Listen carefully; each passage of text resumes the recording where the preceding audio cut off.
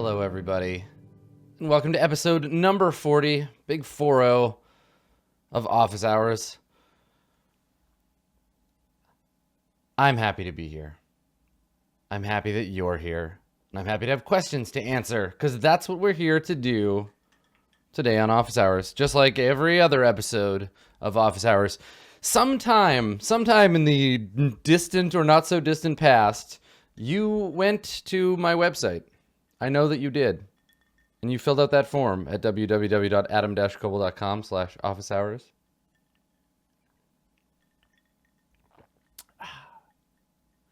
And that's why we have a show today.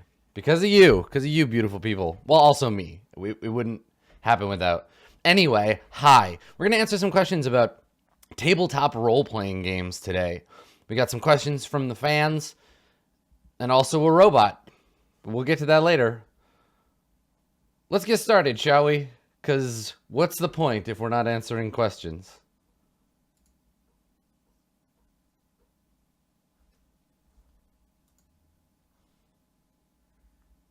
All right, here it comes. Hey Adam, so I've recently been running a game of Rogue Trader, and I've come across an issue with the players being placed into a commanding role of power. It seems to appear in various games that I've played, like Stars Without Number and a Star Trek RPG. And the problem is that whenever I present them with something that they can do, they will instead order their crew or lackeys to carry it out for them. An example of this is in a Rogue Trader game I'm running, where the players found a derelict ship that supposedly contained a powerful artifact, and they wanted it. So, instead of going down there themselves, they just sent a bunch of soldiers to do it for them. This occurs a lot, and in a lot of ways, such as Stars Without Number. They had control of a faction later on in the game, and instead of doing things themselves, they would just send the assets that represented the power of their faction to do things for them. And I understand that I should be rewarding this behavior if they use it, in a clever way, and to their advantage, but they seem to just do it all the time now.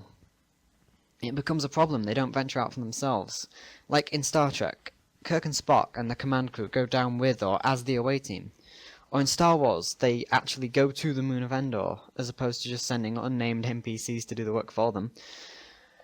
But this happens in a lot of other ways as well. Like, not just expendable manpower, but they use any form of power they have to avoid going and doing things with their characters themselves. And I want to be able to deal with it without just killing off everyone they send, because that seems cheesy and kind of screwing them over. Now, I understand this for busy work, just stuff that isn't too interesting. They don't want to do that themselves. They can just send people for that. But they seem to do it a lot more than that, and for some more serious stuff that I really want them tackling themselves to make the game seem more personal and about their characters. Thanks for the help. Well, don't thank me yet. Don't thank me yet. Let me answer, and then you can decide if you feel like thanking me. So the issue here is about power. Power in the hands of player characters. And power can be a tricky thing for players particularly to have. Generally, when we talk about power in a role-playing game, we talk about the ability to get what we want more often, right? Low power or powerless characters have a great deal of struggle between where they are now and the things that they want. Stories about the powerless, or stories about characters with little power, more often than not are about achieving more of that power, about gaining agency. And this is the traditional arc of D&D, right? D&D is the story of powerlessness in the early levels. It's about characters who are at the bottom of a very clearly defined unidirectional hierarchical system, and whose entire purpose in life is to ascend that hierarchy. Mechanically, power in games is more often than not about just having a higher chance that when you make a narrative assertion, the game will back you up, that you have backup from the game, right? Like, if I have a plus 12 to my attack roll, and I say, I hit him with my sword, I'm making a statement. I'm not asking a question. Now, of course, in D&D, the whole idea is that you're running on a treadmill because The hierarchy ascends with you. You're not going to keep fighting goblins at level 10. Stories about low power characters tend to be about those characters finding places in the world where they can gain agency, following a track of obtaining agency in play. And once you obtain agency, and I think this might be part of your problem at the table, once you obtain agency, it's very hard to let go of. Being put in a position of power, risking that power is unlikely. As characters gain the ability to make changes to the world around them, the things that they are challenged by tend also to change, both in scope and intensity. And what I mean is that a first level character in Dungeons and Dragons has the ability to assert narration over, say, a single goblin, right? And as they gain levels, as they ascend the player power hierarchy, they get to a point where, say, they're a 10th level character, and now they can assert narrative dominance over an entire goblin tribe. And what I mean here is that in D&D, the focused point of narrative assertion is you kill a thing, right? That's the main way in Dungeons and Dragons we get to say what happens. Occasionally, you'll make a persuasion roll, which says, I get to decide what this NPC does instead of you. But power transfer in role-playing games is all about, I get what I want. I say the thing, and that is true in the game. Anyway, a 20th level character, is probably ready to go toe-to-toe with Maglubiet themselves and get the whole thing over and done with, goblin-wise. We ascend in power, and the scope and intensity of our challenges also increases. And this is a very linear, obvious, straightforward thing in Dungeons and Dragons, right? And many other RPGs like it. What we see in these games is the progression of a single character and their agency. And sure, they're part of a larger unit. They're part of an adventuring party. But a party in Dungeons and Dragons is a loose, non-mechanical irrelevancy anyway. It doesn't really mean anything because there's no mechanics, right? It's a loose thing. The party doesn't really exist in the minds of Dungeons and Dragons. We're looking at a character in D&D, and I'll get to specifically the games that you're playing in a minute, but we're looking at a character who can deal with these things personally, right? D&D characters might employ hirelings or henchmen, but usually these are an extension of their own will directly. They're not going to hire henchmen and send them into the dungeon alone. That's not what D&D is about. We're not looking at a person with access to a complex web of cat's paws and conspiracy management. Cat's paws and conspiracies. I'm going to make that role-playing game. The reason why D&D is that thing is because the mechanisms don't support you can't play Varys. You can't play the behind-the-scenes string puller, the puppet master in Dungeons & Dragons. It's just not how the game works. If your 10th level fighter wanted to hire goons enough to deal with his problems, he would have to do so using the rules and guidelines that exist in the game, which is to say, there are none. This would be about having to use other things to deal with this. I mean, not all D&D settings do this. Birthright took a shot at it. I don't know that they took a shot at it and hit, but they tried.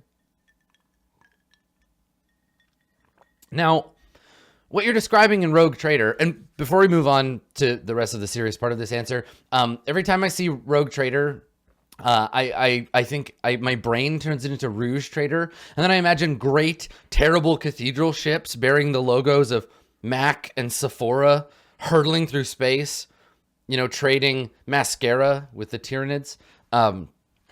Rogue Trader, though, is not about that. Rogue Trader is about bad things. What you're describing in Rogue Trader, for example, is a set of characters who, A, start the game with that power, and B, may have the ability in fiction to use proxies to accomplish things. In many ways, when we describe someone with status quo enforced power who employs underlings to overcome their problems, we're describing what role-playing games call an NPC. Right? These are villains. These are characters in the game that the players fight. These are not players, traditionally the way that most role-playing games are structured. So playing a game like Rogue Trader or a game like Stars Without Number at a certain level it's a bit off the beaten path, right? We're meant to reorient ourselves towards challenging that kind of character. The other trick is scope, right? It's not just about knowing how to present challenges that are resolved indirectly, but about the mechanisms of the game becoming complex and bogged down in the attempt. So what I mean here is, in Stars Without Number, let's say I'm a PC with some clout. I have narratively worked my way into a place where I have goons who, in my stead, can go and, break some kneecaps for me so that I might have time to focus my not inconsiderable talents elsewhere. Now, as a GM, focusing on things that are off screen from the PCs, I'm undergoing an experience that undermines the whole purpose of role-playing games in my mind, right? GM prep is one thing, but saying, okay, I'm going to take these NPCs and I'm going to go and manage what they do off screen, and everybody just sit tight while I use the rules of the game to do this. We want to resolve these situations in a way that's fair and reasonable, and it carries some degree of dramatic weight, right? I don't want to just hand wave this shit, because that's not in the spirit of playing a game. There are rules. And in Stars Without Number, I could, I guess, stat out all the NPCs in question. So you've got a gang of 6 goons. They have laser pistols and body armor. And they're going to fight a gang of 12 goons that have slug throwers and no armor. And now I'm going to roll initiative for each one. And we're going to move them on the grid. And they're going to shoot at each other. And we're going to take 25, 30, 40, whatever. You're going to roll into this space where now you're playing with yourself. And nobody's got time for that shit. You've got players at the table to play with you.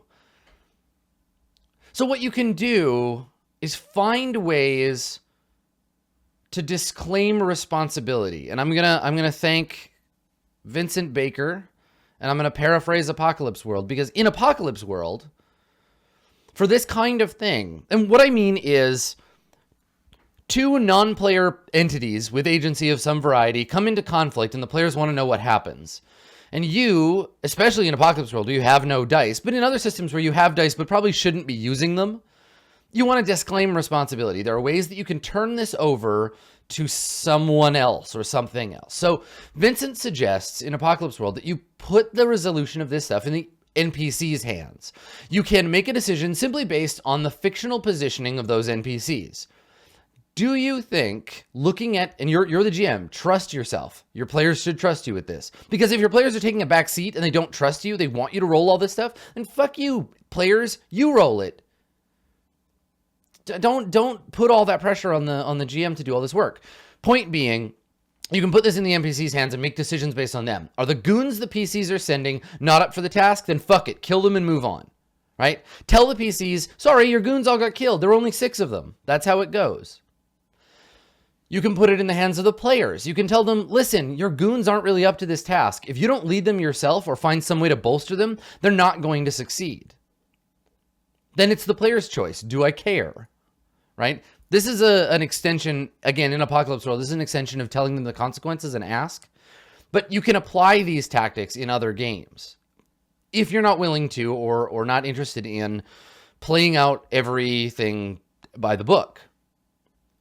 You can create a countdown. And this is outside of Apocalypse World. This just means putting the situation in the background and tying it to specific events. That way, at least your fiat has a plan and some stages. You can use this for larger operations, and you can update the PCs, say in the form of battle reports or corporate earning reports, that kind of thing. Opportunities for the PCs to step in if they don't like the way the action is going. Send away their goons, but the goons can come back and say, all right, so we've taken this hill, but there's heavy fire on us. Do we proceed? What do we do? Get them to do that. You can do it session by session or whatever at regular intervals. So at least you're letting the players know that things are progressing, but they're making decisions about this shit. Lastly, make it a question, right? Don't decide right away. Leave it up to the future. Say, I don't know what's going to happen. Let the narrative indicate to you some possible changes. Now, the thing is, you're playing games, Rogue Trader and Stars Without Number. These are games with a fair amount of mechanism. They're not built the way Apocalypse World is. So you need to look at the game and the mechanisms therein. Now, I haven't read Rogue Trader, but I'm going to make a bold statement here. And I'm going to say Rogue Trader does not have, I'm guessing, mechanisms for resolving this problem, or maybe you'd be using them.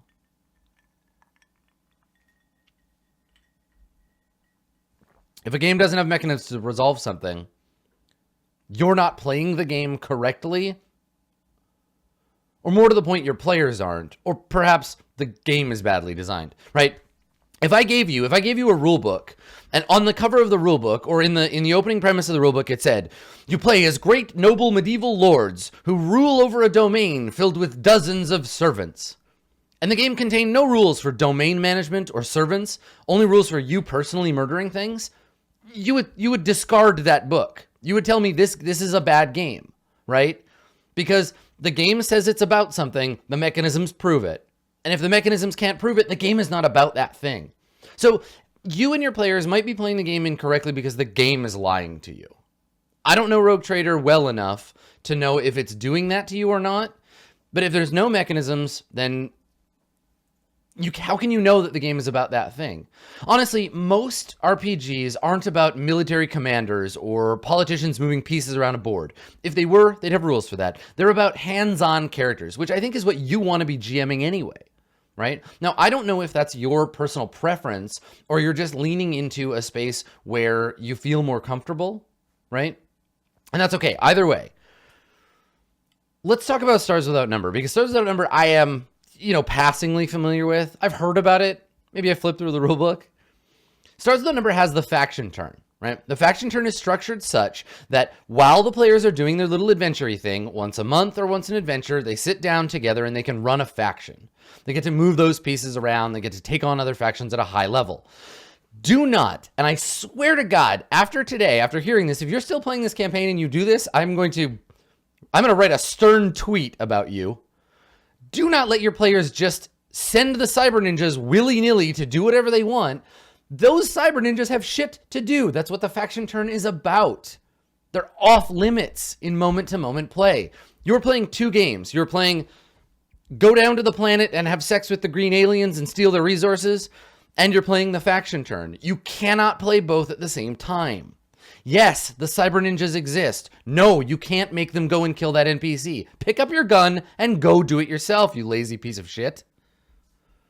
Talk to your players about this. Let them know that maybe they ought to refocus their character orientation here. Think about where they care about that game. If they only want to play the faction turn, fuck it. Throw the rest of Stars Without Number in the trash and just play the faction turn. Just sit down and do that. It's basically diplomacy already, right? If they're set on playing the high commander type, you're going to need to play a different game.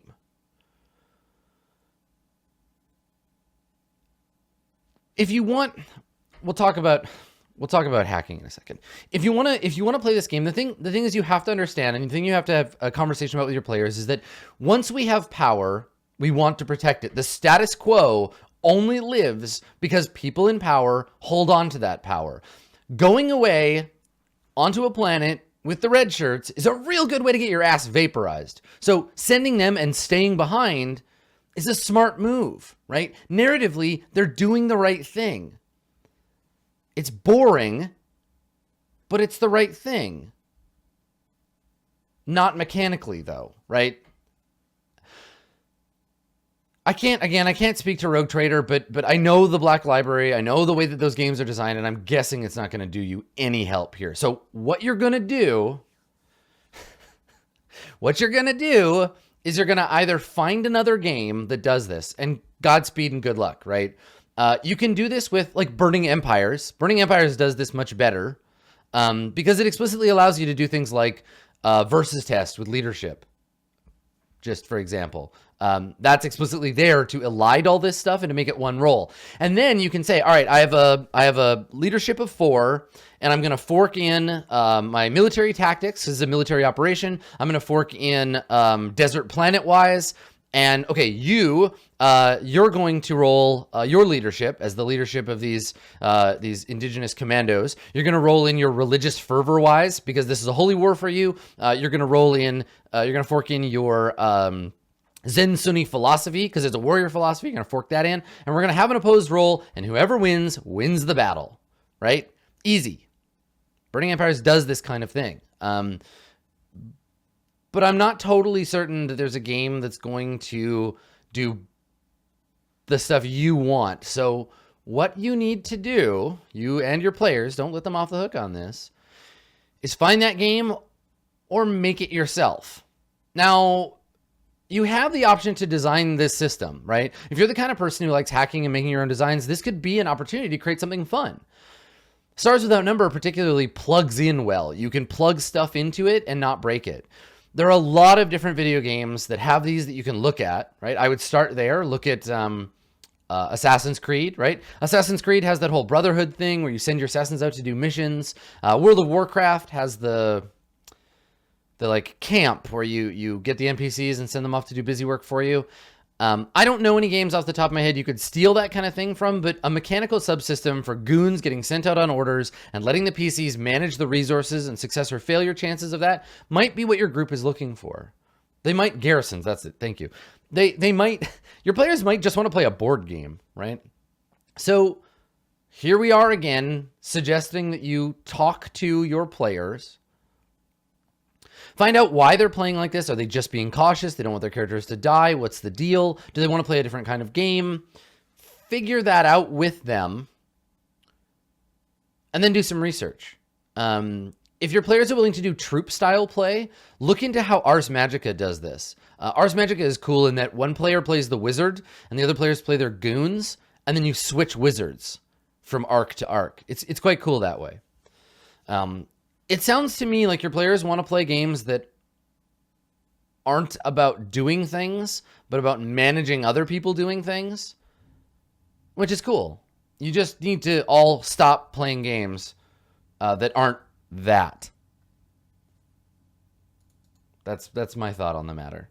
Hey Adam, I'm iSandwich on Twitter and Twitch, and my question for you was how you might go about implementing a sort of real character relationship mechanic like Hex from Apocalypse World into a game like that wasn't designed for it, like 5th edition Dungeons and Dragons. No, I'm not really like a game designer / hacker, so I certainly wouldn't be able to come up with this by myself, but I just think that it's really cool to have those kind of mechanical bonuses / reasons why you have a certain relationship with that character that give you bonuses, but also having like a fictional / narrative reason, like that you get to add when you create your character and depending on which playbook you choose and stuff. So I was kind of thinking about how you might implement something like that into a game that wasn't really designed for it. Just want to hear your opinions and thoughts. Thank you. So this flows actually almost directly from a point that I made in the last question about the party being a non-thing. Apocalypse World has this system called Hex. And so that we're all starting on the same page, let's talk about what Hex does. So Hex, which is HX, which is short for history, in the same way that RX is short for prescription for whatever reason. Hex is selected at the start of the game based on your playbook. It's a kind of Mad Libs, fill in the blanks thing, where you generate a semi-unique fictional connection between the characters in the group. Your sheet might have statements like, one time I shot blank in the butt, or I smooched blank and now I'm embarrassed about it, or blank caught me drinking gasoline and now I have to kill them before they tell anyone. You fill these in as a group and you note the appropriate bonus or penalty to a stat, which is called Hex, for each character. So in the game, you might refer to, I have +1 Hex with Blue Jay. I have +3 Hex with Andrew. And as you play the game, you'll roll Hex when you want to mess with a character or help them succeed at something. And the premise being here that the more history you have, the better connected to someone you are, and the more you can affect their outcomes. Now, I don't want to blow past this point. Let's talk about this for a second. I'm going to repeat that. The premise here is that the better connected you are to someone, the more you can affect their outcomes. This is Vincent putting a bold face statement up on the board of his game and saying, look, this is meaningful. This does something. This is a thing that says something about the world. In this fictional narrative, the better you know someone, the more you can mess with them, right? Now, that may not be true in real life, but in Apocalypse World, it is. It's very important. This is why system matters, because these statements mechanically tell you things about the kinds of games you're going to play. So, What this does is it creates a sense of mechanical community. The people you know better are incentivized to incorporate you into their situations or roles, or at the very least try to stay on your good side so that you don't decide to turn their 7s into 6s. And as the game progresses, you're incentivized to boost your hex with folks through getting to know their characters or letting them know you better. You choose who knows you better and they raise their hex with you. And as this stat goes up, if it bumps over a threshold, you gain a point of XP and you reset it.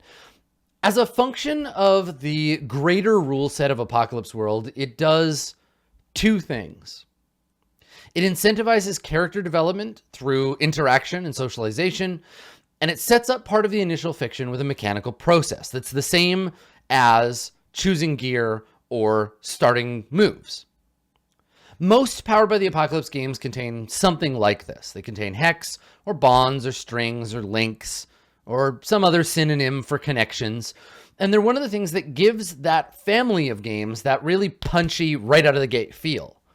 They create games where interpersonal stuff matters mechanically and helps tie the PBTA games together thematically as being about character interaction or history in some way or another, right? Powered by the Apocalypse games that don't include the ties together tend to feel not quite right, because I think it's a really core, Vincent has said in interviews that Apocalypse World is fundamentally a game about community. Right? That's he's made that statement, and I think this is one way that it's about that. And it makes sense, I think, to feel a desire to have that kind of social connection in other games like 5th edition.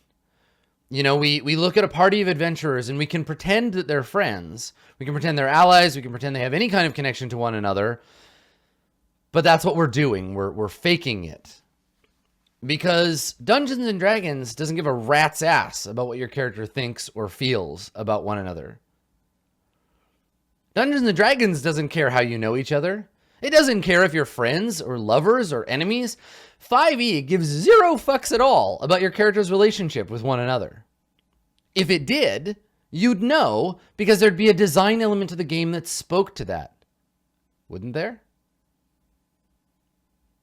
What I mean to say is that if you want 5e to care about that stuff, you need to not only create some kind of incentive and mechanism for this stuff, but you need to create it in a way that you can graft it to 5e such that 5e's body of rules will not immediately reject it.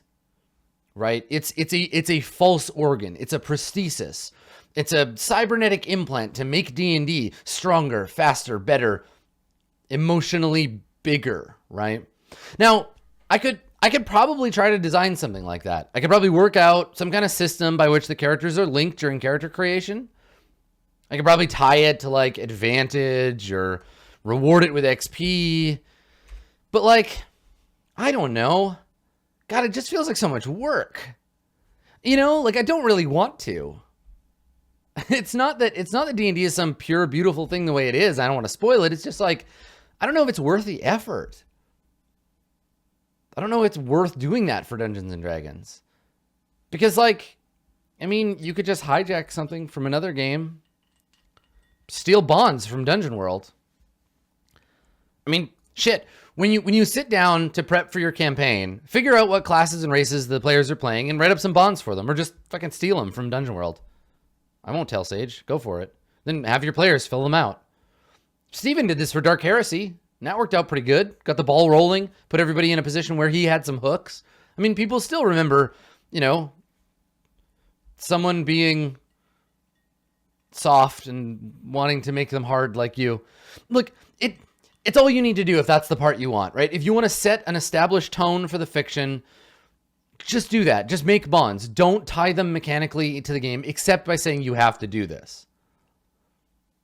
Hell, it doesn't have to be by race or class, right? This can be a campaign thing. You can set this up as part of your situation, right? Write some leading questions and have people volunteer. Sit down as your players make their characters and say, all right, so I'm understanding the characters. You're starting to get built here. We got a fighter. We got a dwarven something you haven't decided in your class. One of you spent a long time in Argenbrecht prison for a crime you didn't commit. Which one of you was? You? You? Who was it? Somebody did. Who was a prisoner in Argenbrecht? Okay, it was you. All right, write that down. One of you lived under an assumed name in the Cinderdown district. Who was it? And which other character helped you keep them hidden from the city guard during the night of purges? Right, okay. So you're from Cinderdown originally. You helped them. How did that happen? How do you know? Like, why did you help them?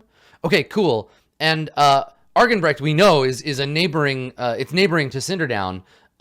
Did you ever spend time like in Cinderdown, or is Argenbrecht your only exposure to that cursed place? Okay, good. So you can start to build those things. You can start to assemble that thing, and it's not mechanical in the way that Hex is, but it's half of what Hex is, right? It gives the players a chance to play around in that whole Mad Lib thing, and it's going to start your campaign in a place that you want it to without prescribing too much.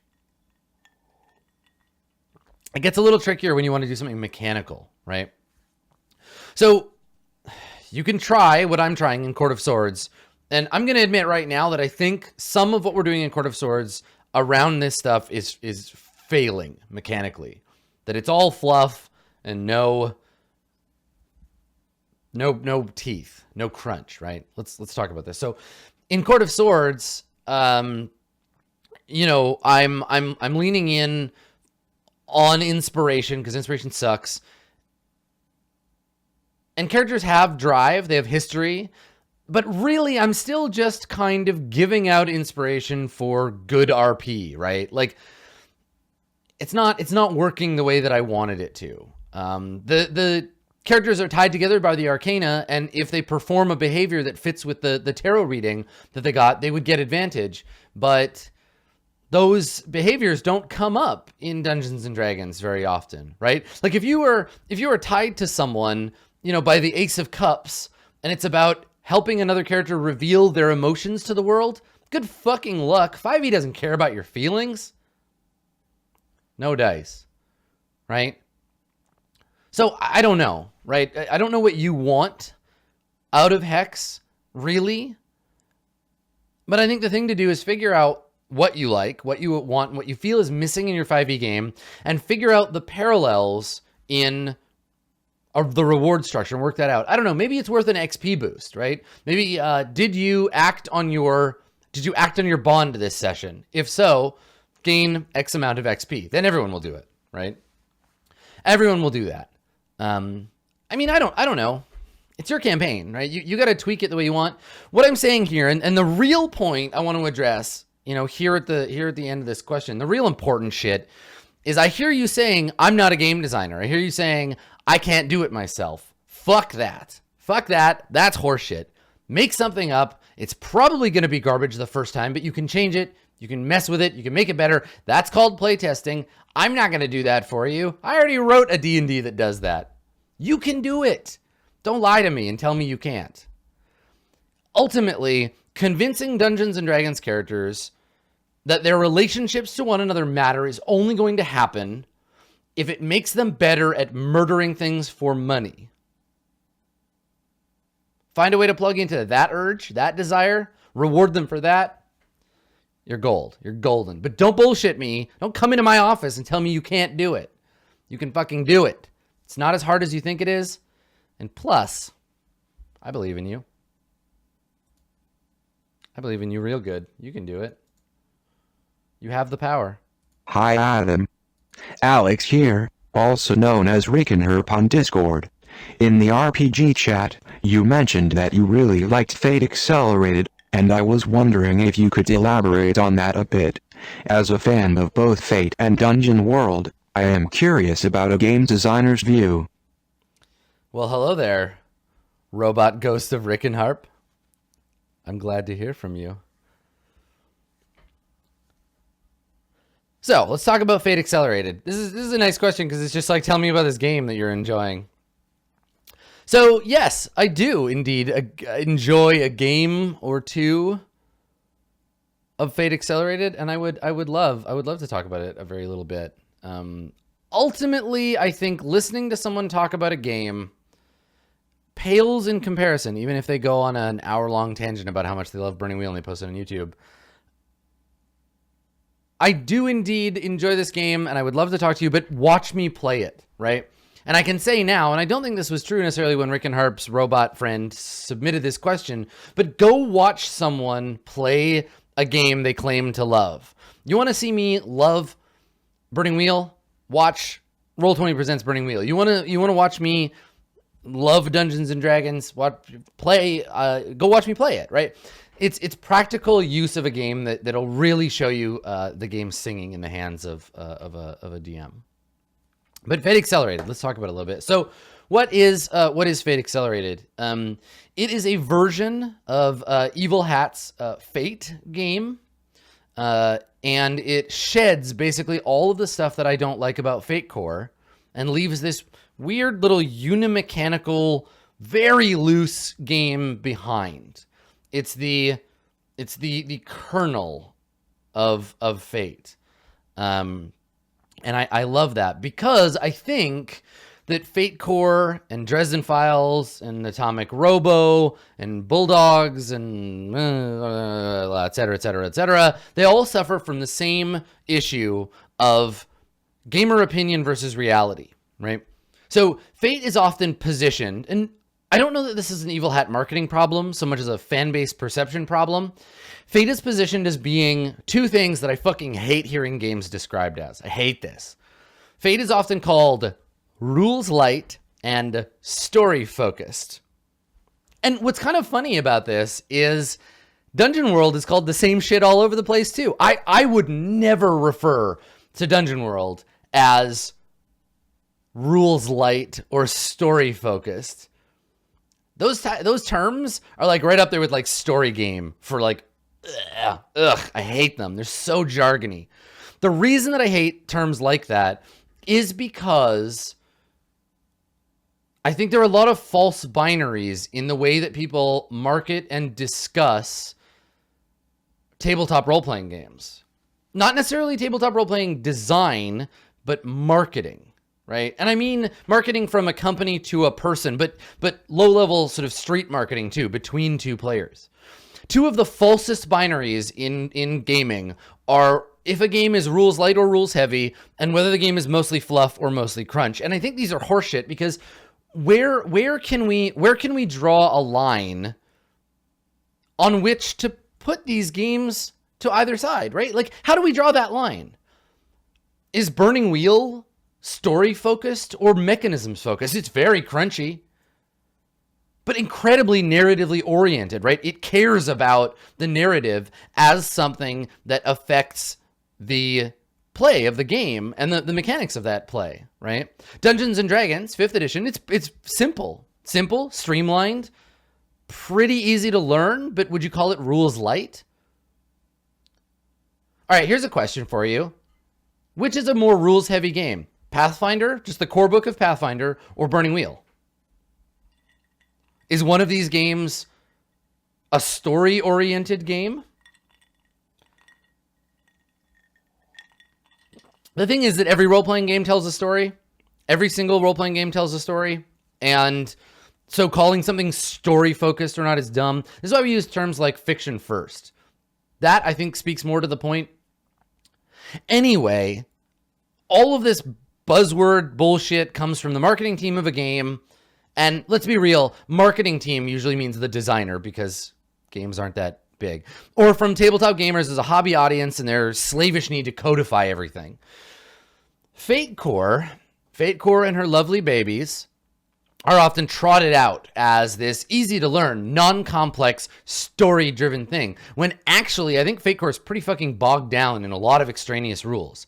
Look at how combat works in Fate Core. Look at the skill pyramid and the way those things interact.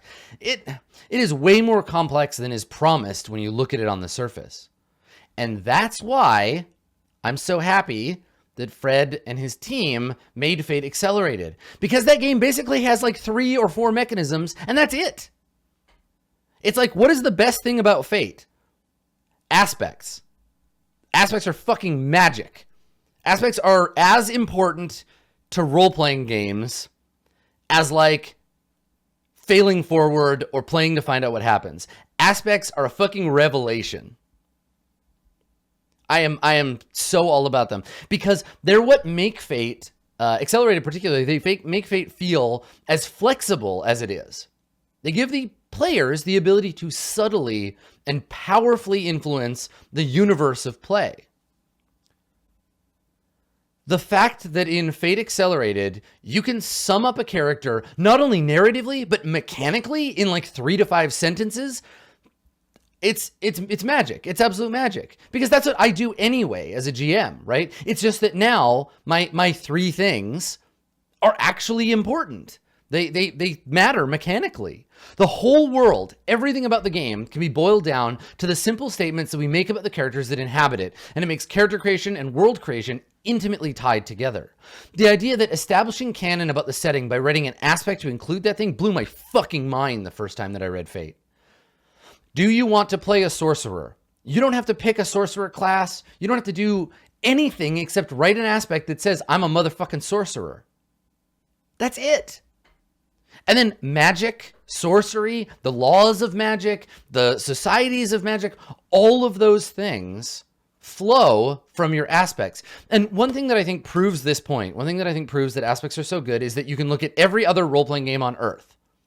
I'm going to expand that. You can look at every piece of media that includes people, characters, in conflict with each other, and you can make them Fate characters. You can make them Fate Accelerated characters super easily. And I think that speaks to the core basic principles of aspects and how great they are, right? And Accelerated is so good because that's more or less all the game is. Who are you? You're your aspects. How do you get shit done? You use your approaches. What's so fucking special about you? Your stunts. Boom. Done. The idea that then anything in your game, and they call this the Fate fractal, anything in your game can be represented by aspects is cool because, again, flexibility and mechanisms. You want a gun? Cool, you have a gun. I don't care. Guns don't do more damage. It's not about the gun. However, if you want it to be about the gun, maybe you've got an aspect about how you always have guns. Now we're learning something about you. I don't give a fuck how many D6s your pistol does, but the fact that you call yourself the god of pistols, that's a whole other amazing thing. Right? Do you want a special gun? Cool, that special gun has its own aspects. You might be the god of pistols, but this is the Excalibur of guns. Just like the street you're going to have your fight in, and the doves that emerge behind you as you dive backwards firing your guns, and the motherfucking motorcycle that you rode in on, they all have their own aspects that can be mechanically influenced. And the great thing here is, this is so good, the great thing here is that by describing something in a scene as having an aspect, you're signaling to the players, please include this in your narration, which, as we know, leads to better described scenes, right? If I say to you, you can spend a fate point to reroll based on this, I don't know, cliff face, right? Jagged cliffs. Let's say you're fighting on the jagged cliffs and there's a jagged cliff edge. You can tag that and it will allow you as a player to mechanically be rewarded by including the jagged cliff edge in your sword duel.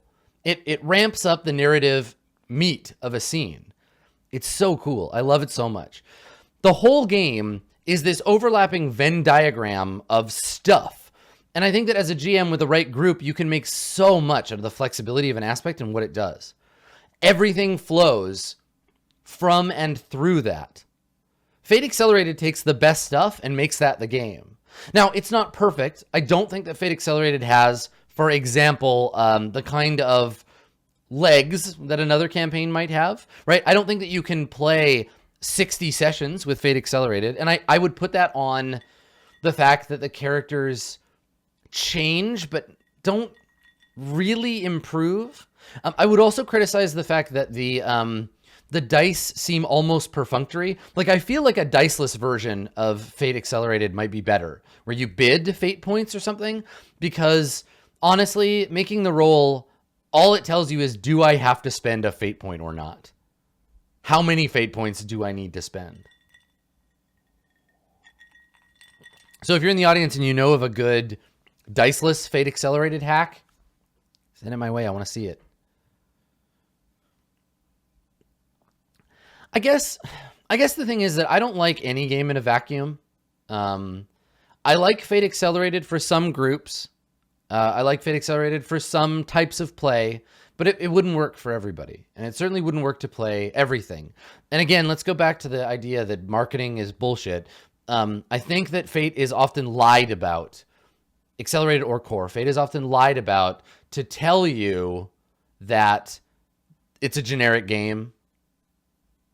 And generic games don't exist. I think that Fate does pulpy, kind of actiony, a little bit gonzo. I think Nebula Jazz is on the goofy end of what Fate does, but I think it's still within that wheelhouse. You wouldn't play a game based on Dune, for example, with Fate, because Dune and Fate are about such massively different things.